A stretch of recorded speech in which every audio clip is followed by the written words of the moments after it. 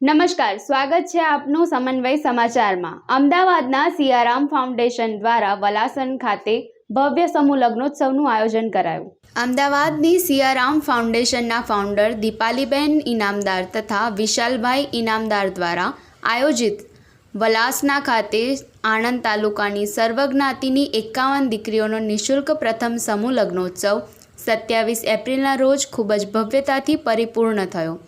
સિયારામ ફાઉન્ડેશનના સ્થાપક વિશાલભાઈ ઇનામદાર તથા તેમના ધર્મપત્ની દીપાલીબેન ઇનામદારના અથાગ પુરુષાર્થથી સમાજલક્ષી કાર્યોના ભાગરૂપે 51 નવયુગલોના નિઃશુલ્ક લગ્ન કરાવીને સમગ્ર વલાસના ગામનું નામ રોશન કર્યું છે, જેમાં 51 વરરાજા માટે વરઘોડાનું આયોજન કરાયું, જેમાં ખાસ નાસિક બેન્ડ અને ડીજેના તાલે સૌ જાનૈયાઓ ઉમટી પડ્યા।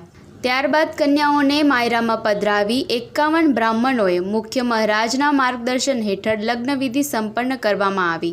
આ સમૂહ લગ્નોત્સવમાં અનેક સમાજ સેવકો, ગુજરાતના નામાંકિત કલાકારો, પ્રતિષ્ઠિત વ્યક્તિઓ, અધિકારીઓ, વડતાલ સ્વામિનારાયણ મંદિરના સંતો, લાલજી મહારાજ આ ખાસ પ્રસંગે પધારી વિશાલભાઈ ઇનામદાર તથા તેમના પરિવારના આ સમાજ સેવાના કાર્યોને બિરદાવી આશીર્વાદ આપ્યા।